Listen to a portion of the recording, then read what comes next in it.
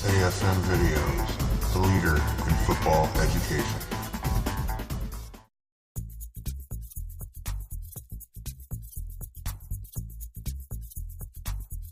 Hello, I'm Mike Sweatman. Today we're going to do our second DVD, and it's going to highlight the punt return and kickoff return game. Let's talk some special teams.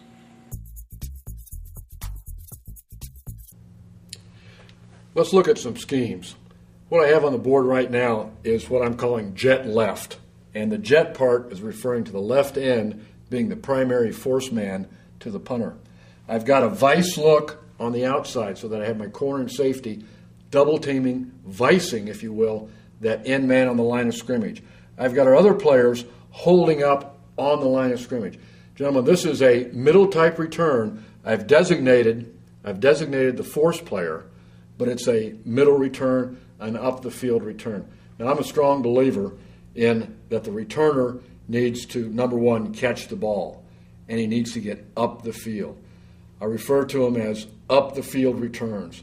All of our returns that I'm going to show you today are going to be up the field returns, even the wall returns. The stance for our players up front, it kind of depends on the protection. Now, if you're doing a good job of scouting the opponent's punt protection, you probably know if they're going to be a zone protection team, a man protection team, or a combination of zone and man. It's a zone protection team if you see that vertical set off the line of scrimmage by those players that are involved in the protection part of it, where they vertical set and hold. Oftentimes you're going to see their arms spread out. That's the true zone.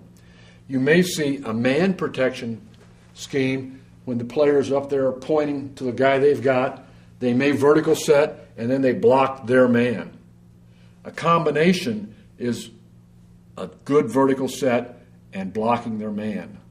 The true man protection, they point to their man and then they oftentimes release through their man, as the rules in high school and college allow you to do. In the NFL, you're going to see the vertical set every time.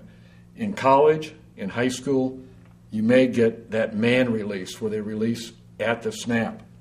Okay, so once you've identified what type of protection they're using, if it's a zone protection, have your up front rushers, your up front guys, show a rush.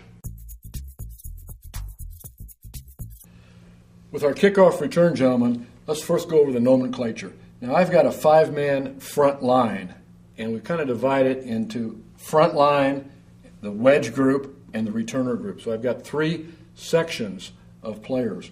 My front line players, I have an end, a guard, center, a guard, and an end.